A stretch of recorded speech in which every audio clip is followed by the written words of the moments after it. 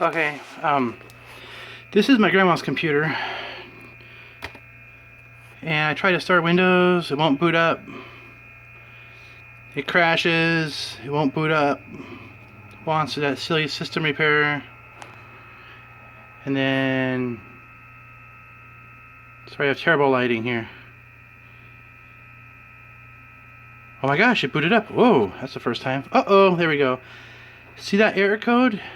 It's been like a 37, 32A, all kinds of funny little, like the 0x0A.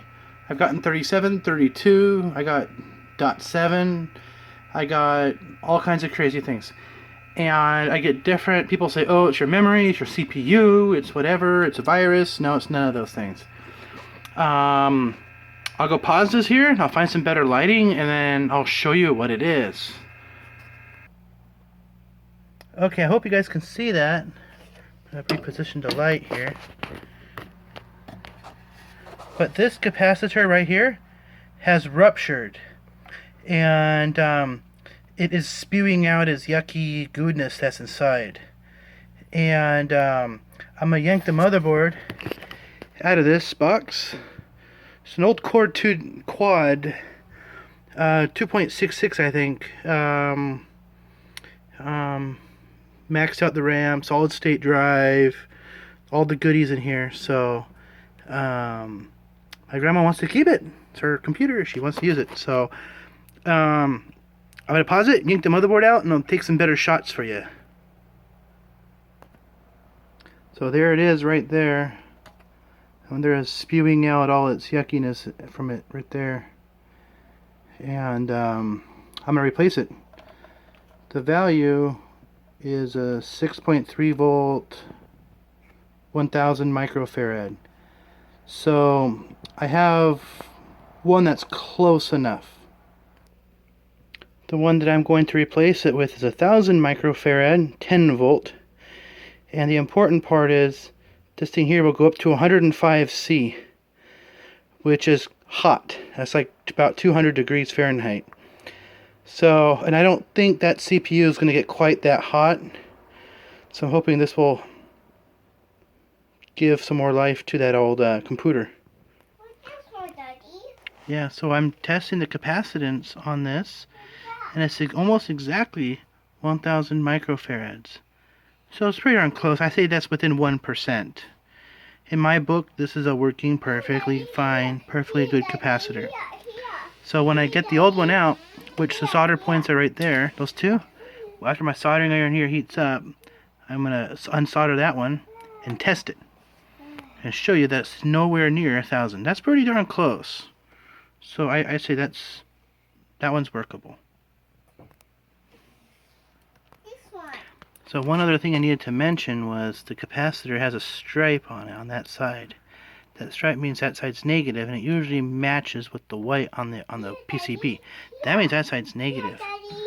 So on my capacitor, the stripe is right here. That means negative. So when I put it in, I have to put it in that way.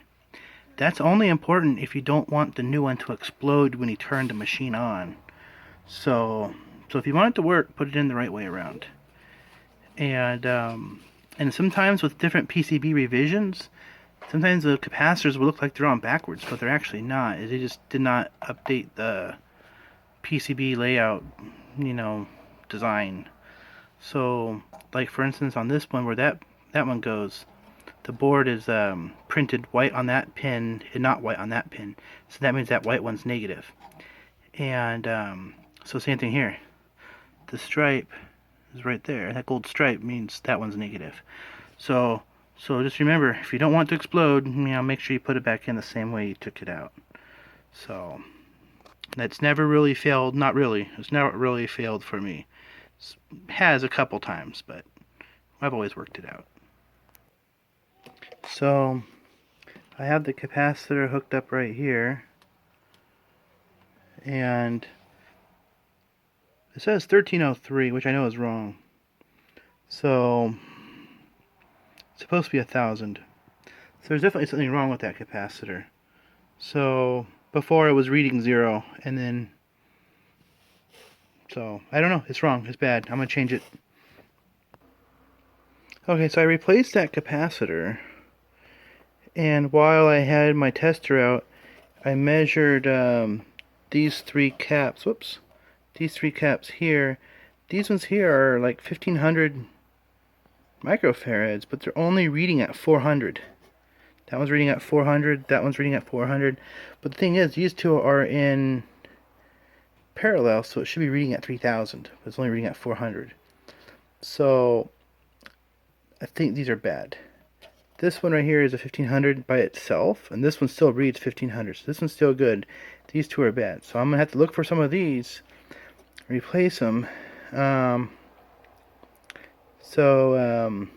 a problem, because that filters the CPU power supply. So I got to replace it. I don't know if I have any of these laying around. I'll have to go look.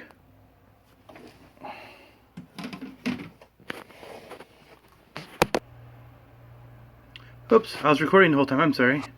What I was doing is I was testing these old capacitors that I yanked out of old motherboards. And I found two, if it will focus,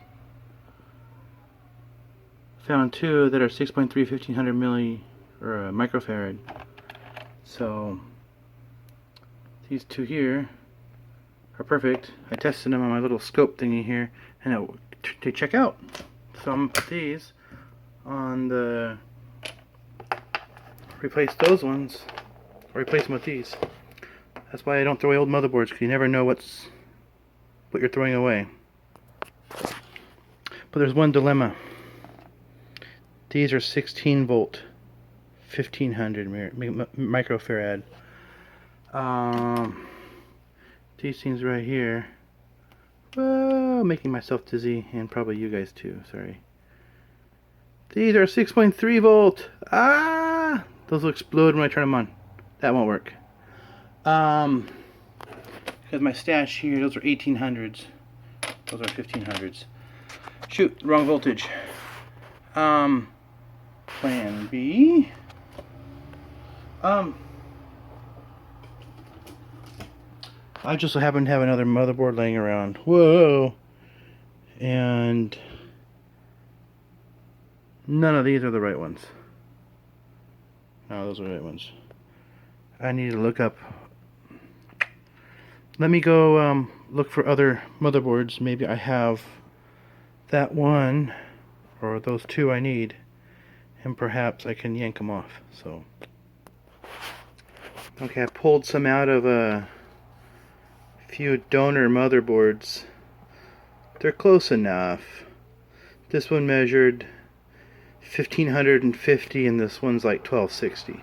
So it's, I think replacing them with these is close enough, good enough. Here's the donor board that I yanked them off of. It's an old Intel board that that went toasty toast on me. It had two failures. One of them was, I think it was at center cap right there went bad. If it'll focus on me, you get. Here we go. That center cap started to lift, and it's bulging on top. And also I had a water block leak. Yeah, because this one was water cooled, strangely enough. And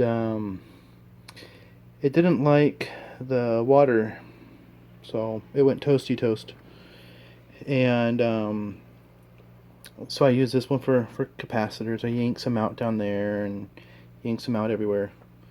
And I stole the battery out of it. So yeah, this is just a donor, one of my donors. I have multiples, I have boxes of them, so got some spare parts.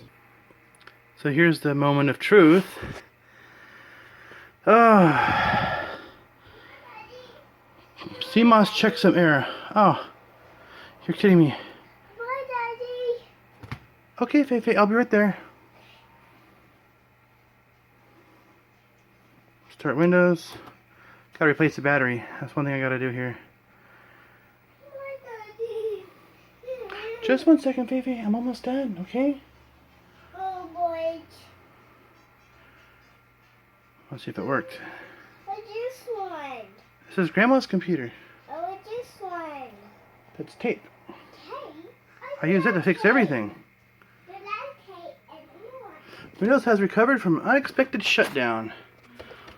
Wow. So far it hasn't blue screened yet.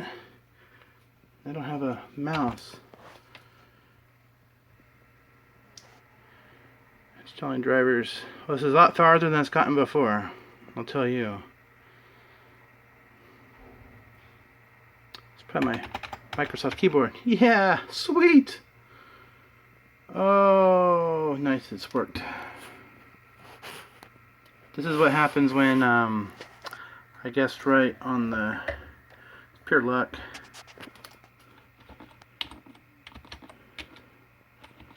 Nice.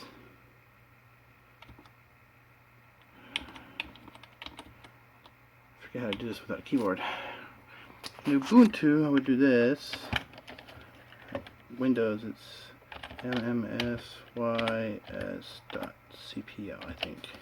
For the audio. Yay! Okay. evmgmt.msc.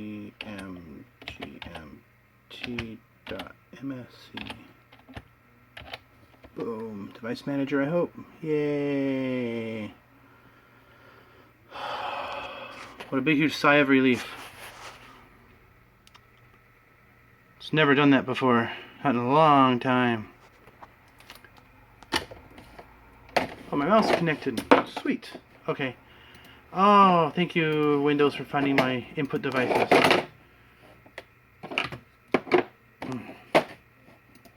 Yay. Oh, nice. Let's see if it'll find my Wi-Fi. No.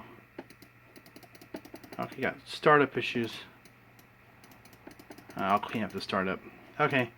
But so far, it has not gotten this far before. Usually just blue screens when it turns on. So, restart. Let's see how it does on a clean restart here. This old Core 2 system.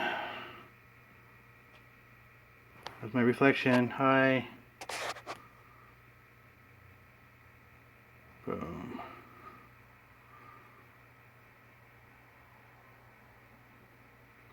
Yay. Usually I never say way when it says starting Windows. I love it when it says Ubuntu. That's usually when I say yay. So,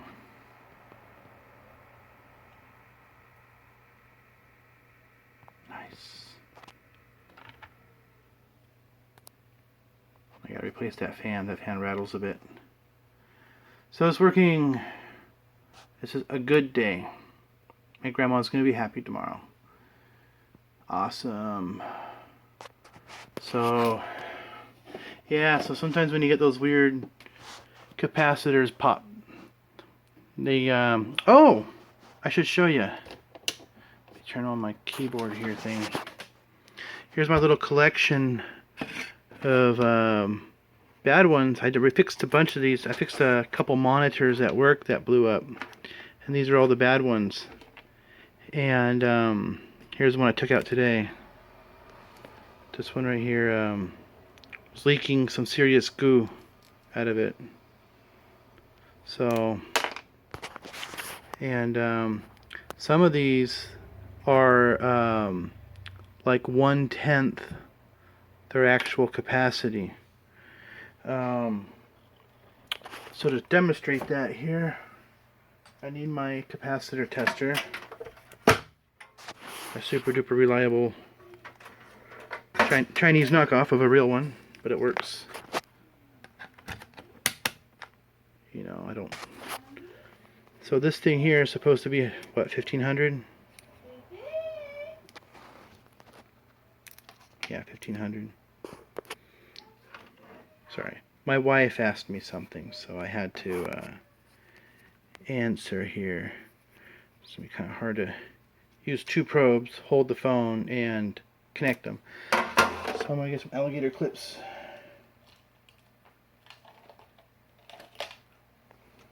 So some alligator clips. So, here. The positive side, remember the line is negative. So I'll use the green as negative. grab that. There we go. Make sure they're not touching. Good. Then, I need a third hand. So, let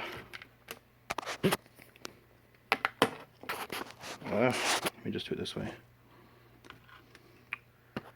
This goes something like that. And this one goes there. So I'm getting 183 microfarads on a capacitor here that says 1500.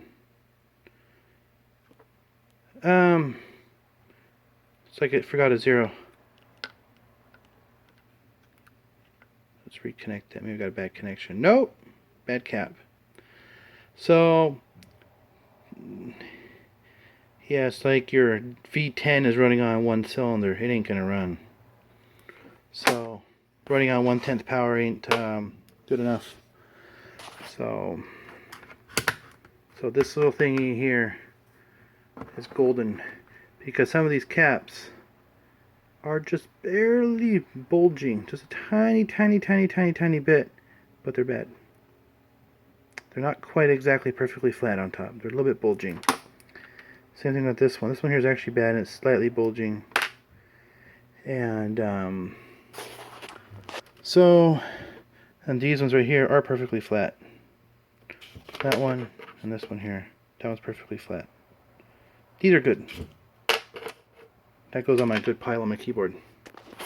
Because that's my caps lock. Ha ha! So, anyways.